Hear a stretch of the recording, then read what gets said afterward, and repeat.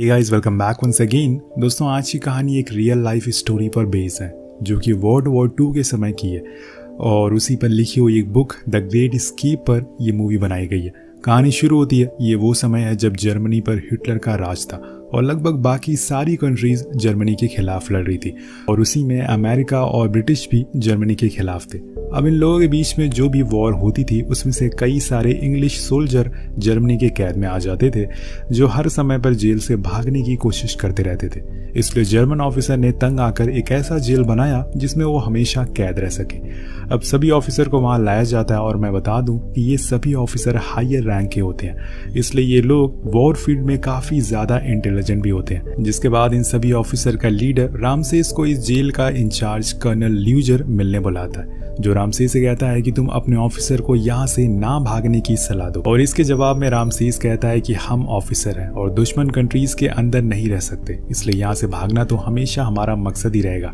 अब ये बात सुनकर कर्नल खुश नहीं होता और कहता है कि यहाँ कई ऐसे ऑफिसर आए हैं जो 17 बार तक भागने की कोशिश कर चुके हैं, इसलिए सभी ऐसे ऑफिसर को एक जगह जेल में डाल दिया गया है जहाँ सभी सारी फैकल्टी दी गई है, अच्छा खाने से लेकर स्पोर्ट्स, लाइब्रेरी, गार्डनिंग, सब कुछ।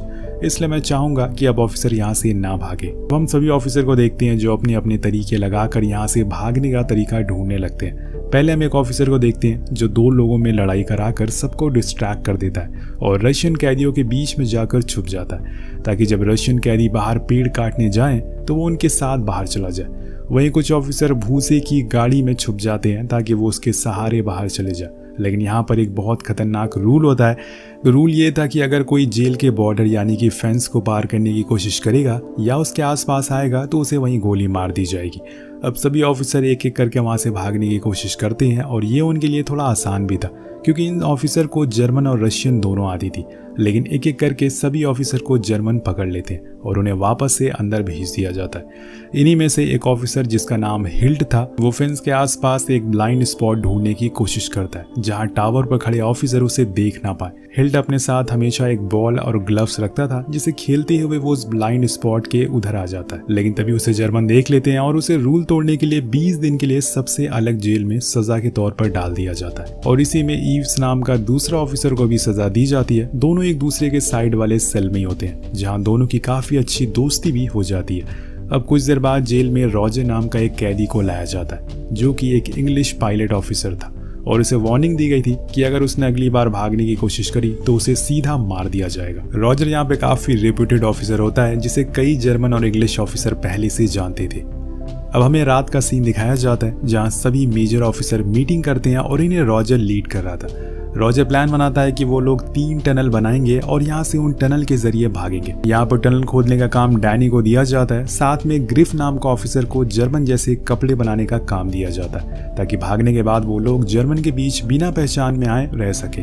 और ऐसे ही दूसरे काम बाकी ऑफिसर को दे दिए जाते हैं, जिसके बाद इनका प्लान स्टार्ट होता है। अब नेक्स्ट डे से सभी ऑफिसर टनल बनाने के लिए लगने वाले सामानों को कलेक्ट करने लगते हैं, जिसमें कुछ तो इन्हें जर्मन की गाड़ियों से भी चुराना पड़ता है। डैनी भी टनल के स्पॉट को ढूंढने में लगा रहता है। डैनी भी टनल के स्पॉट को ढूंढ लेता है जहां एक टनल बंकर के नीचे था, दूसरा टनल बाथरूम की जगह पर और तीसरा टनल कहाँ था ये हमें दिखाया नहीं जाता। अब डैनी टनल को खोदना शुरू करता है और उसकी आवाज़ को छुपाने के लिए बाहर ऑफिसर भी कुछ काम करने लगते हैं जिसे टनल खोदने की आवाज़ ना आए। दूसरी तरफ हम हैंडली नाम के एक इंग्लिश पायलट ऑफिसर को देखते हैं जो कुछ ही समय पहले जर्मन की कैद में था और उसी का रूममेट है बाइल्ट, जो कि ओरिजिनल डॉक्यूमेंट के फेक कॉपी बनाने में एक्सपर्ट है। अब टनल का काम आगे बढ़ता है और सभी ऑफिसर एक साथ मिलकर काम करते हैं और साथ में उन्हें जर्मन से छुपा कर भी रखना है। तब तक हिल्ट और ईव्स अपने 20 दिन की सजा को पूरा करके वापस आ जाते और आते ही दोनों रॉजर से मिलकर कहते हैं कि वो लोग एक ब्लाइंड स्पॉट इस बार ढूंढ लेंगे जिसमें टावर पर खड़े ऑफिसर उन्हें देख ना पाए। जिसके बाद दोनों फिर से वही काम करते हैं और इस बार उन्हें वो ब्लाइंड स्पॉट भी मिल जाता है, लेकिन इसी चक्कर में वो फिर से पकड़े जाते हैं और उन्हें फिर से 20 दिन के लिए दूसरे जेल में डाल दिया जाता है। वहीं दूसरी तरफ हम हैंडली को देखते हैं जो एक जर्मन गार्ड को अपने रूम में कॉफी पिलाने के बहाने ले जाता है और बड़ी चालाकी से उसके डॉक्यूमेंट और आईडी निकाल लेता है, जिससे वो बाद में ब्लिथ को दे देता है और जो आगे जाकर उन सभी की फेक कॉपी बनाएगा और ये डॉक्यूमेंट इन्हें छुपने में और भागने में मदद कर सकेंगे।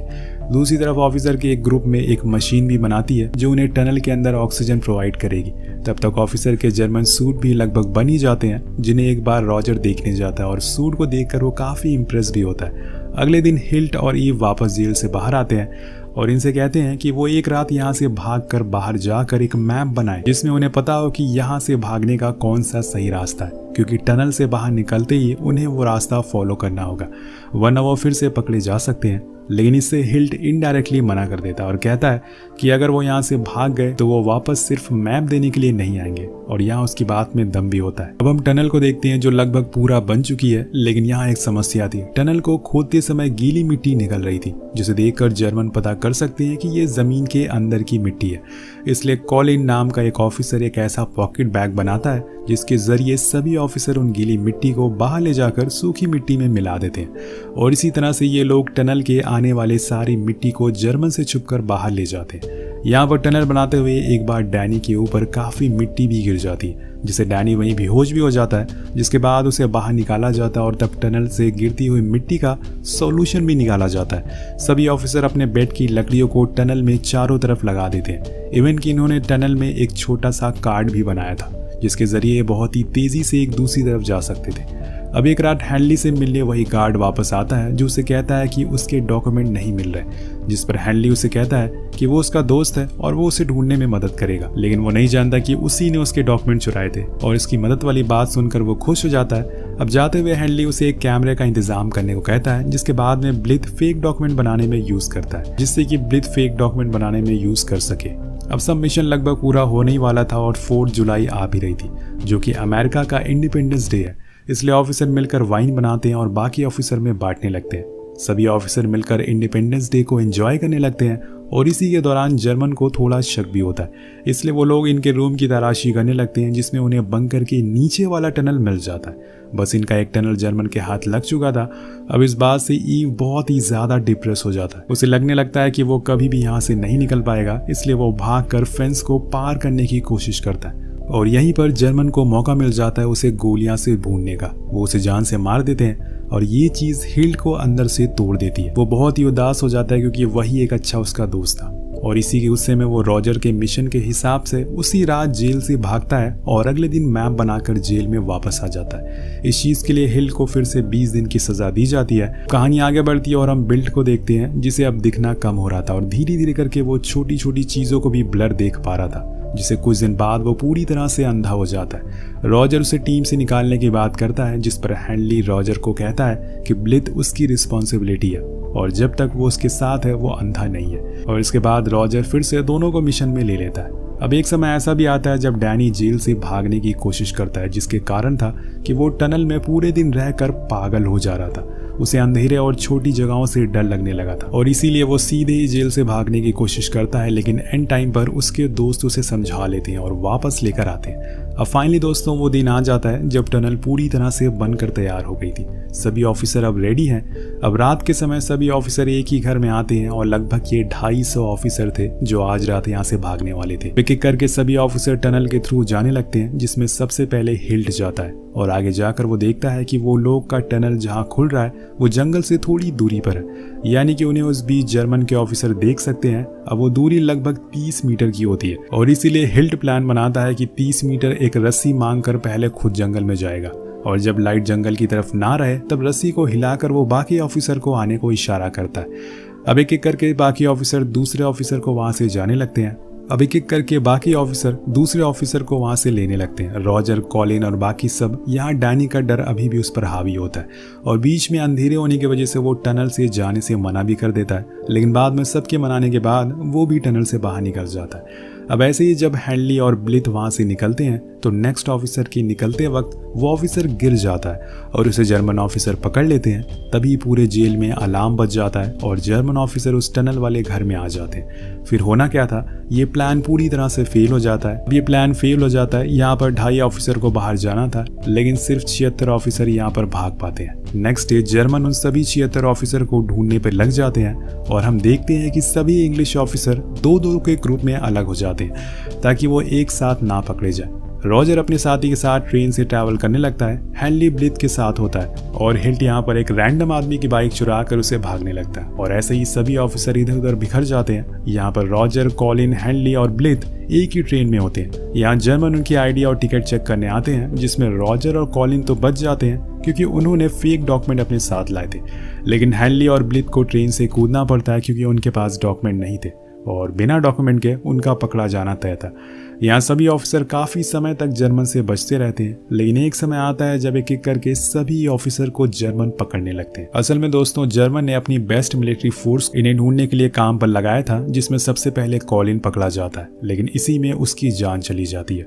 रॉजर भी काफी समय तक चालाकी से जर्मन से छुपता रहता है, पर फिर उसे भी पकड़ लिया जाता है। हिल्ट को भी जस्ट स्विट्जरलैंड के बॉर्डर के पास पकड़ लिया जाता है और दूसरी तरफ हेनली, जो पायलट होने की वजह से जर्मन का प्लेन लेकर बिल्ड के साथ भाग रहा था, लेकिन तभी उसका प्लेन क्रैश हो जाता और यहाँ उसे भी पकड़ लिया जाता, जिसमें बिल्ड की गोली लगने की वजह से मौत हो जाती है और हेनली को गिरफ्तार कर लिया जाता है। अब रॉजर के पकड़े जाने से एक जर्मन मेजर ऑफिसर बहुत ही खुश होता है क्योंकि उसने पहले ही रॉजर को वार्निंग दी थी कि ये उसका लास्ट चांस है और होता भी ऐसे ही है।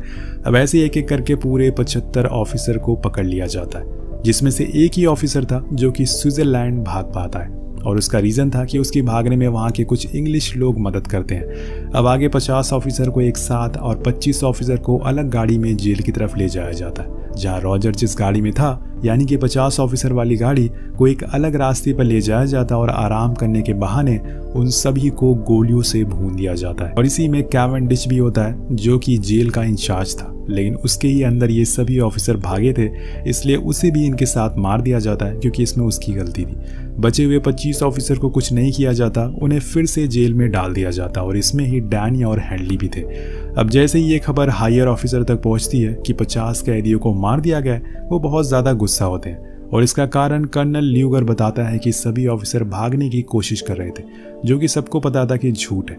असल में ये कर्नल ल्यूगर का ही सबको मरवाने का प्लान था।